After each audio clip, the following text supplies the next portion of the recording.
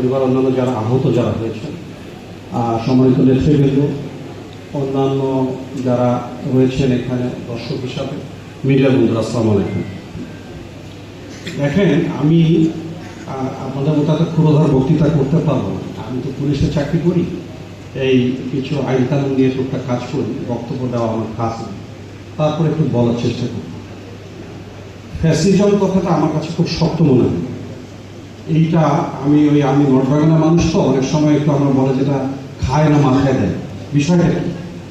তো আমি এটা নিয়ে একটু ঘাটাঘাটি করে বন্ধু বান্ধব যারা শিক্ষক তাদের সাথে কথাবার্তা বলে যতটুকু বুঝেছি সেটা হলো যে আপনি নিজে থেকে, রাষ্ট্র ক্ষমতায় থেকে, চেয়ারে থেকে, এই প্রান্তে থেকে কোনো ধরনের অন্যায়, অবিচার, জুলুম, জোর, জবরদস্তি, বেআইনি কাজকর্ম করতে পারেন।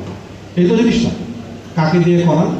প্রধানত পুলিশকে দিয়ে করান, প্রশাসনকে দিয়ে করান, কোর্ট কাছারিকে দিয়ে করান, নেতাকর্মীকে দিয়ে করান, সাংবাদিককে দিয়ে করান, ইলেকশন কমিশন দিয়ে করান, আর কারা কারা আছে কেউ তো বাকি নেই, তাকে দিয়ে করান। এটা আপনি করতে পারবেন। তো এইটাই তো ওদের ফ্যাসিজম, তাই তো? কিন্তু এটা তো সত্য যে রাষ্ট্র যদি আপনি পরিচালনা করতে চান, you have to have your organ. মানুষের হাত লাগবে, মুখ লাগবে, নাক লাগবে, চোখ লাগবে, তো আপনার পুলিশ মাস্ট লাগবে। এখন সেই পুলিশটা কীরকম পুলিশ আপনি রাখবেন সেইটা মেনে এইটা কি আইনের শাসনের পক্ষের পুলিশ রাখবেন যারা আইন দ্বারা পরিচালিত, নাকি আপনি ওই রকম পুলিশ পাবেন যে বুক চেপেছি গুলি কর কি আবু সাইদের স্লোগান দিয়ে আসবে? এবং সঙ্গত কারণে বলে আমি তখন রংপুরে কর্মরত ছিলাম, আমার সুযোগ হয়েছিল এই মামলাটা আইন অর্থাৎ তদন্তকারী কর্মকর্তা আমি ছিলাম। সুতরাং একদম শুরুতে আবু সাইদের লাশ থেকে শুরু করে সব কিছু প্রক্রিয়ার মধ্যে একদম আইসিটি পর্যন্ত আমার একটু সুযোগ হয়েছে যাওয়ার জন্য। বুক পেতেছি গুলি কর কি এরকম একটা স্লোগান ছিল না। তো এখন পুলিশ কিন্তু লাগবে, ম্যাজিস্ট্রেট কিন্তু লাগবে, কোর্ট কাছারি লাগবে, আপনার নেতৃবৃন্দকেও লাগবে। একটা রাষ্ট্র যদি আপনি করতে চান, আর যদি মব করতে চান যে আমরা মবই করবো, রাস্তা রাস্তা অবরোধ করবো, এই সেই, তাহলে রাষ্ট্র বলে কিছু থাকবে না, আমরা সবাই রাষ্ট্র চালাবো।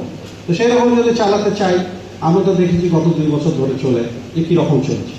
ফলে বাংলাদেশে একটি অবাধ, সুষ্ঠু, নিরপেক্ষ, গণতান্ত্রিক নির্বাচন হয়েছে 2026-এ।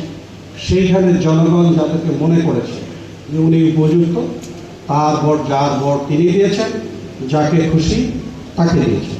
এবং আমার সুযোগ হয়েছে এই ভোটের সময় সুনামগঞ্জে পুলিশ সুপার হিসাবে সামান্য দায়িত্ব পালন। আমরা দেখেছি আমাদের নেতৃবৃন্দকে বেছে নিয়েছে এখানকার সাধারণ মানুষ।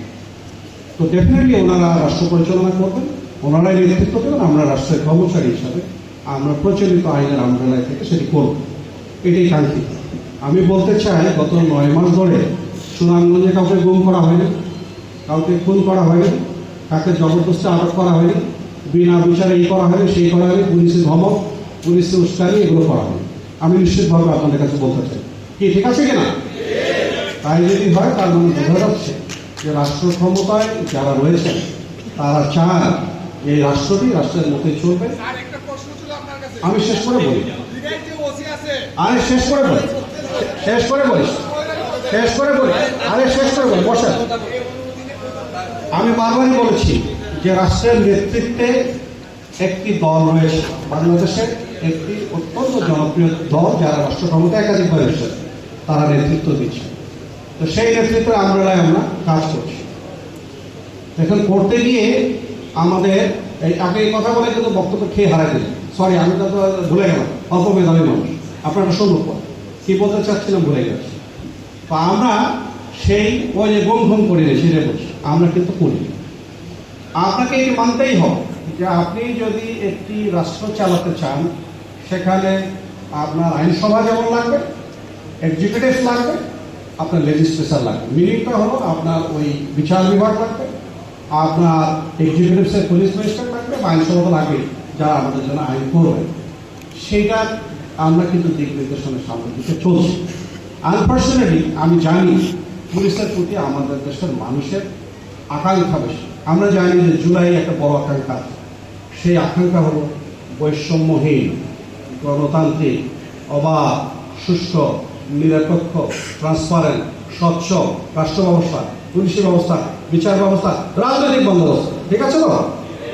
কিন্তু তারপরেও আমরা পুলিশের কাছে চাই, যাদেরকে আমরা ফ্যাসিস্ট বলছি তারা পুলিশের কাছে দাঁড়িয়েছিল। তাদের ওই নেতৃত্বের জায়গায় যদি সংকট তৈরি হয়ে যায়, তারা বলে বাবা পুলিশ সামনে যাও, গুলি করো। এই তো জিনিসটা, বাবা আর্মি অমুক যাও, গুলি করো, বাবা কোর্ট কাছারি অমুকটা আটকে রাখো, বাবা সাংবাদিক এই করো। ফলশ্রুতিতে আনফর্চুনেটলি আমরা দেখেছি আমাদের দেশের অ্যাফিলিয়েট ডিভিশন থেকে শুরু করে পুলিশ থেকে শুরু করে রাষ্ট্র কাঠামোর হেন কোনো নথি মহানতি নাই যারা পালিয়ে যায়। আমাদের সাংবাদিক বন্ধুরা গেছে না, তাদের বিচার হচ্ছে। এখন বিচারের জায়গায় এসে রাষ্ট্র কিন্তু ক্যাটাগরি করেছে। রাষ্ট্র তো সবটার বিচার যদি একই সাথে করতে চায়, রাষ্ট্রের তো সক্ষমতার ব্যাপার আছে। ফলে যেটি করা হয়েছে, আইসিটিতে কিছু বিচার হচ্ছে প্রেসক্রাইব, আর কিছু বিচার অবস্থা লয়ার কোর্টে হচ্ছে। আমাদের সম্মানিত অ্যাডভোকেট শেরুল উনি কথাটা বলেছেন যে আমাদের এই ক্ষেত্রে পুলিশ প্রতিবেদনগুলো যেন ইনফোটো হয়, ডেফিনেটলি হয়। এবং আমি যতটুকু জানি 3টি মামলা এখানে আছে। কিন্তু এই সব কিছুর মধ্যে আমরা যাতে বাঙালি হওয়ার ফলে কিছু ঝামেলা করে বসি, এফিডেভিট করি, এখানে ওখানে দরখাস্ত দিই, উনি এটাতে দোষী না, আমি মনে করি উনি নির্দোষ, আমি মনে করি চোখ বন্ধ করেছিলাম, সই করেছি, এই জন্য এটা হয়েছে। ওই যে আমরা যাতে বাঙালি, আমি নিজে সব। ফলশ্রুতিতে ভাই আমাদের এখানে